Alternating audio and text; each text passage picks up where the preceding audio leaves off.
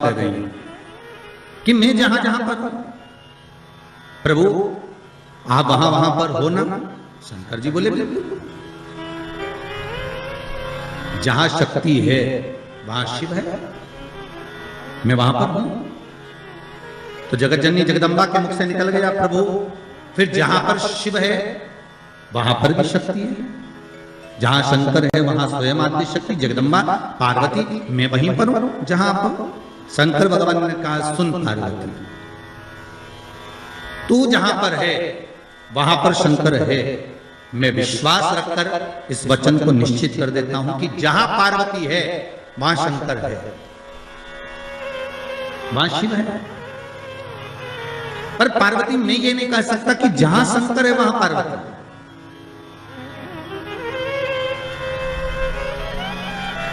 जहां पार्वती है वहां शिव है, ये पक्का है। जहां पार्वती है वहां शंकर है, ये निश्चित है, ये पक्का है। पर जहां शंकर सुता है, जहां शिव है वहां पार्वती हो, ये पक्का है। इसको मैं निश्चित नहीं कर सकता, इसको मैं पक्का नहीं कर सकता। पार्वती जी की आंखों से अश्रु बहने लगा। माता पार्वती के नयन अश्रु बह रहा है, और माता पार्वती के जब नयन अश्रु बह रहे हैं तो भगवान शिव ने पूछा क्या बात है पार्वती, हुआ क्या? आपकी आंखों में आंसू कैसे आ गए?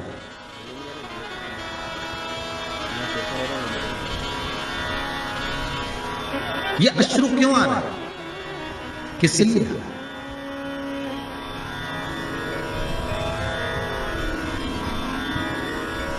आज हमारे यजमान कह रहे थे कि गुरुजी जरा हमारी धर्म पत्नी को समझाना, थोड़ा सा क्रोध कम करो।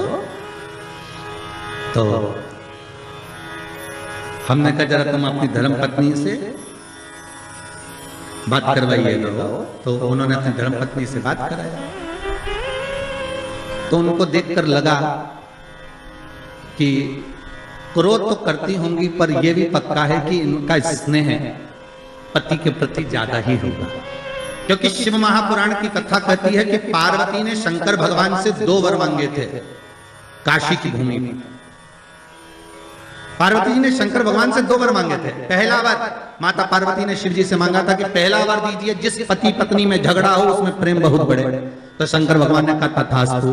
तो उसका एक असर तो आज दिख गया, ठीक है। मतलब जब बात समझ आ जाए तो समझ लो कि मतलब शिवजी ने जो वर दिया था वो गलत नहीं है, कि जहां पर प्रेम बहुत हो, पार्वती जी कर रही हैं कि ऐसा वर दो जहां प्रेम, जहां झगड़ा होगा वहां प्रेम जरूर होगा। तो वहां प्रेम बना हुआ है, वहां इसने बना हुआ है। और दूसरा वर माता पार्वती ने मांगा था कि काशी में जो मरेगा, काशी में जिसके प्राण छूटेंगे उसको गुरु मंत्र आपको देना पड़ेगा। इसलिए भारत की भूमि के सबसे ज्यादा मुर्दे, भारत की भूमि के सबसे ज्यादा शव अगर कहीं जलते हैं तो वो काशी में जलते हैं। क्योंकि शंकर भगवान ने पार्वती को यह वर प्रदान किया था। अगर आप कह रही हो तो ठीक है कि काशी में जो मरेगा उसको गुरु मंत्र में दूंगा, पर पार्वती जी के मन में आया कि आपने तो कह दिया कि काशी में जो मरेगा गुरु मंत्र आप दोगे, पर प्रूफ क्या रहेगा, सबूत कि आपने गुरु मंत्र दिया? ये सबूत कहां से आया? ये सबूत का भान कहां से रहेगा? तब भगवान शिव ने कहा क्या चाहती हो आप बताओ। तो पार्वती जी बोली आप हमको वर दीजिए कि काशी में जो मरेगा ना उसके सीधे कान में गुरु मंत्र आपको देना पड़ेगा। शंकर भगवान के हम तो उलझ गए, वर दे के।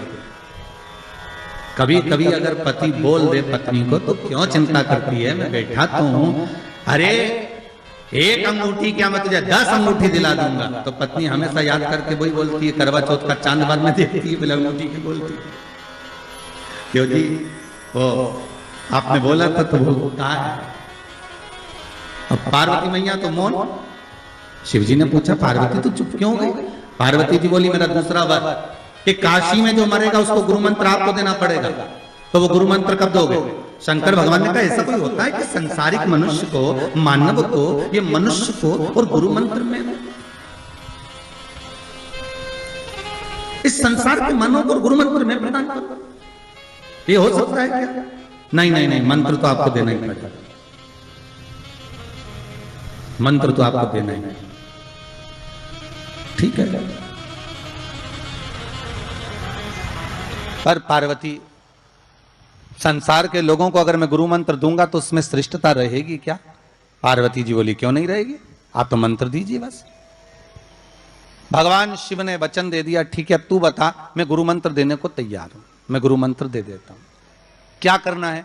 पार्वती जी ने कहा आप एक काम करना, मरने वाले के सीधे कान में गुरु मंत्र दे देना और सीधे कान में गुरु मंत्र देकर और उस कान को बस मोड़ देना। आप मंत्र देना और कान को मोड़ देना,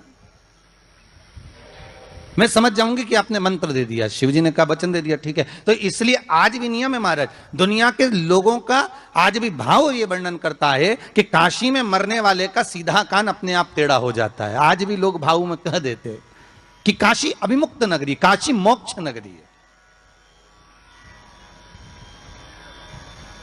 और कितने किस्मत वाले हो भाई आप लोग, हो पंडितारा वाले हो। आपके यहां से तो काशी लगभग कितना होगा, 130 किलोमीटर के लगभग होना चाहिए, 130 किलोमीटर। कितने भाग्यशाली हो। शास्त्र कहता है काशी काशी काशी काशी 5 बार बोल ले जीव तो ही गंगा मैया का दर्शन हो जाता है? अभिमुक्तता प्राप्त हो जाती है, सहज थोड़ी ना है काशी। तो पार्वती जी की आंख में आज अश्रु देखे। जब पार्वती जी की आंख में अश्रु देखे तो शिव जी ने पूछा बात क्या है, तुम बोलो आज पार्वती क्या हो क्या गया। पार्वती जी बोली बस बात इतनी सी है कि आप बोल रहे हो, मैंने कहा कि जहां मैं हूं वहां शंकर है, बिल्कुल पक्का, पर आप कह रहे हो जहां शंकर है वहां पार्वती नहीं है। जहां शिव है वहां पार्वती नहीं है, आखिर क्यों, किस लिए? शंकर भगवान कहते हैं ओगढ़दानी त्रिकालदर्शी कैलाशी मेरा शंभो, मेरा शंकर, मेरा ओघड़दानी, मेरा भूतेश्वर, मेरा भूतनाथ, मेरा त्रिकालदर्शी, मेरा महामृत्युंजय कह रहे हैं। अरे पार्वती तू जानती नहीं है, तू मुझे पहचानती नहीं। कुछ स्थान ऐसे हैं पार्वती जहां पर मुझे तेरे बिना भी रहना पड़ता है।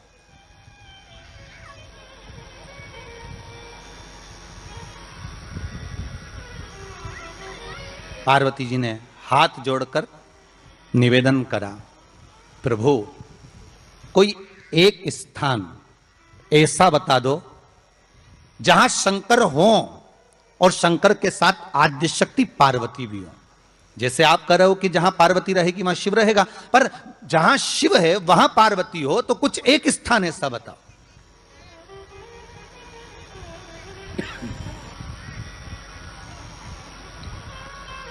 वो स्थान हमको दे दीजिए। शंकर भगवान ने कहा वो स्थान है कुंभ, कलश। कौन सा स्थान? जम के बोलिए, कलश। कलश देखा है आप लोगों ने? कुंभ कलश। उस कलश में हे पार्वती, जहां शंकर है वहां तू भी विराजमान होगी, और केवल एक रूप में नहीं, सारी विद्याओं के रूप में तू उसमें संजू रहेगी। केवल एक कलश। आज नया संवत्सर है, नूतन वर्ष है। पूरे भारत की भूमि पर और मेरे भारत के जो मानव है जहां जहां निवास कर रहे हैं, विदेश में भी, पूरी भारत की भूमि पर आज के दिन लोग देवी जी की स्थापना करते हैं। तो क्या स्थापना में क्या रखते हैं? कलश रखते हैं ना। तो कलश किस लिए रखा जाता है? कलश का क्रम क्या है? अपन ने अभी तक कथाओं में बहुत सुना, शिव महापुराण में, कि दिए का महत्व क्या है। अपन ने सुना दही का महत्व क्या है, जल का महत्व क्या है। पूरी शिव महापुराण में अपने अलग अलग महत्व को जाना है। पर यह नवरात्रे में जो शिव महापुराण की कथा शुरू हो रही है, नवरात्रे में जो शिव महापुराण की कथा को हम श्रवण करने के लिए बैठे हैं, इसमें हमारा एक संशय और मिटना चाहिए कि भारत की भूमि पर जब मां आद्य शक्ति की स्थापना होती है, मां जगतजननी को जब विराजमान किया जाता है, या चैत्र नवरात्रे में, शरदीय नवरात्रे में, आषाढ़ी नवरात्रे में,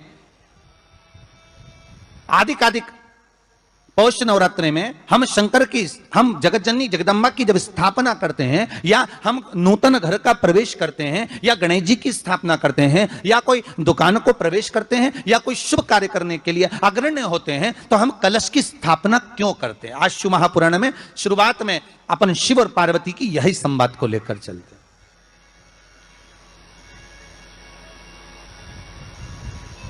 आखिर कलश में ऐसा क्या है? कलश के अंदर आखिर ऐसा क्या विराजमान है कि 33 कोटि देवता उस कलश के अंदर आकर बैठ जाते हैं महाराज?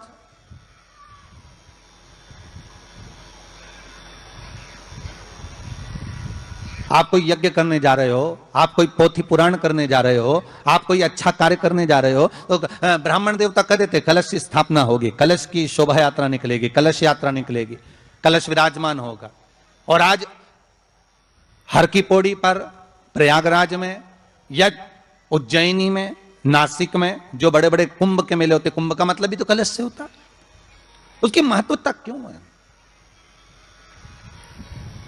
उस कुंभ की, उस घड़े की महत्वता कहां से प्रकट हो गई? शिव महापुराण की कथा कहती है महाराज, भगवान ओघड़दानी शंकर स्वयं आद्य शक्ति जगदम्बा से कहते हैं कि जगदम्बा तू क्या चाहती है बोल। तो जगत जननी जगदम्बा कहती है कि जहां मैं हूं वहां शंकर है, ये आपने कह दिया, पर जहां शंकर है वहां पार्वती का होना जरूरी है। उसके लिए सिद्ध करने के लिए एक स्थान ऐसा बनाया जाए जहां पर शंकर विराजमान है और शंकर के साथ पार्वती विराजमान है। तो शिव जी ने कहा पार्वती, उसके लिए मैं तुझे एक सुंदर कलश का निर्माण कर देता हूं। दुनिया का रचनाकार, दुनिया की रचना करने वाले महाराज, संपूर्ण ब्रह्मांड की रचना करने वाले, जिनको भगवान शिव ने स्वयं ब्रह्मदेव से कहा है कि ब्रह्मा जी तुम सृष्टि खंड को आगे बढ़ाइए, सृष्टि की रचना करिए। और आज ही के दिन, यही चैत्रीय प्रतिपदा के दिन, यही इसको कहते हैं नया संवत्सर, नया वर्ष। हिंदू धर्म में क्यों कहा जाता है? आज ही के दिन ब्रह्मा जी ने महाराज सृष्टि की रचना करना प्रारंभ करा था। आज ही के दिन भगवान शिव और ब्रह्मा का संवाद हुआ था। सीधे भगवान शंकर ब्रह्मदेव के पास जाकर बोले थे, हे ब्रह्मदेव आप सृष्टि की रचना करिए। तो ब्रह्मा जी ने पूछा था, सारे नक्षत्र आपने बनाए, सारे दिन आपने बनाए, सारी घड़ियां आपने बनाई, सारा पल आपने बनाया, मनुष्य की श्वास गिनती, काउंटिंग, अर्थात मनुष्य के शरीर की रोमावली, ये सब आपने निश्चित करी है। मनुष्य की कितनी धड़कन चलेगी, कितनी श्वास चलेगी, 21,600 श्वास जो मानव के शरीर से प्रतिदिन निकल रही है, 3.5 करोड़ रोम छिद्र जो मनुष्य के शरीर में बने हुए हैं, ये संपूर्ण बनाने वाले आप हो। एक एक घड़ी, एक एक पल, एक एक नक्षत्र, एक एक समय बनाने वाले आप हो।